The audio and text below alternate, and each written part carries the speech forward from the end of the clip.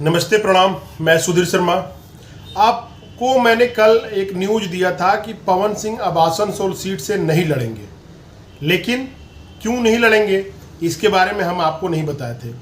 Asansol seat जो है वह बीजेपी के लिए भी नाक की हड्डी बनी हुई है और जो बंगाल में टीएमसी है उसके वहाँ वर्तमान सांसद हैं जो बाबुल सुप्रियो की सीट खाली करने के कारण वहाँ पे पुनः जो दोबारा उपचुनाव हुआ उसमें चुनाव जीते शत्रुघ्न सिन्हा और उन्हीं वही वर्तमान सांसद हैं। चूँकि पवन सिंह जो हैं उनका कुछ ऐसे गाना आए थे जो वहाँ के विपक्षी पार्टी जो टीएमसी है उसको यह जोड़ के बता रही थी कि बंगाल की औरतों के लिए इनका यही सम्मान है और इस चीज़ को आप लोग वाच करें कि क्या करेंगे अगर सांसद बन के यहाँ पे आएंगे तो।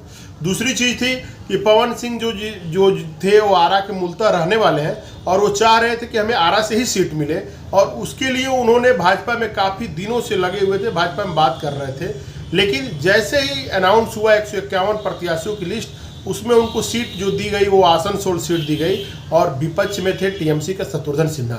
दोनों बिहारी बाबू को जब सीट की घोषणा हुई तो पहले तो कुछ घंटों में बहुत ही खुश नजर आए पवन सिंह जी, लेकिन 17-18 घंटा बीतते ही उनका भाषा बदल गया, उनकी बातें बदल गई। उन्होंने एक ट्वीट किया, अपने एक्स हैंडल पर ट्वीट करते हुए उन्होंने लिखा कि मैं किसी पर्सनल कारण से अब मैं इस चुनाव को नहीं लड़ूंगा। लेकिन ये एक शॉक की तरह पूरे मार्केट में फैली और लोकसभा चुनाव में जितने भी भाजपा के प्रत्याशी थे उसमें पहला प्रत्याशी थे जो सीट प्राप्त होने के बाद भी अपने सीट को छोड़ने की हिम्मत जुटाए।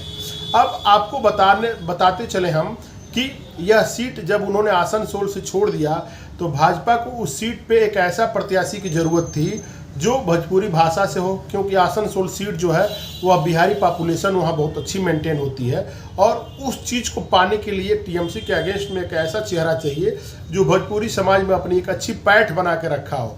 उसके लिए पवन सिंह जो थे वह काफ़ी मुफीद चेहरा थे, लेकिन उनके मना करने के बाद भोजपुरी ने ऑप्शन नया ढूंढ निकाला है और वह ऑप्शन है अक्षरा सिंह, जो पवन सिंह यादव से काफ़ी दिनों तक विवादों में भी घिरी रही हैं और भोजपुरी भाषा जो भी मीडिया है, जो साहित्य है, जो फिल्में हैं, उसमें उनका बहुत ही अहम रोल है और उनके इस भाषा क्षेत्रों पे जो भोजपुरी भाषी लोग हैं उन पे एक अलग से पकड़ है अक्षरा सिंह का।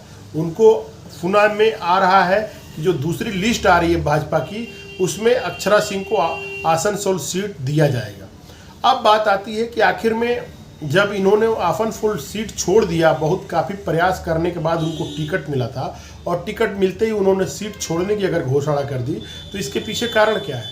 अभी आज वो जाके जेपी नड्डा से भी मिले हैं और अपना भाजपा के बड़े नेताओं से भी संपर्क बनाए हुए थे। एक खबर उड़ के आ रही है कि आरजेडी से वो आरा सीट मांगे हैं और आरा से आरजेडी प्रमुख लालू प्रसाद यादव ने इसको फाइनल कर दिया है कि आपको मिलेगा। भाजपा नहीं चाहती है कि वह अपने वर्तमान जो सांसद वहाँ पे आर के सिंह है, वह एक रिटायर्ड IAS अधिकारी हैं और वह अभी वर्तमान सांसद है, वो नहीं चाहते कि कोई ऐसा प्रतिद्वंदी आए जो हमारे सीट को डिस्टर्ब करे।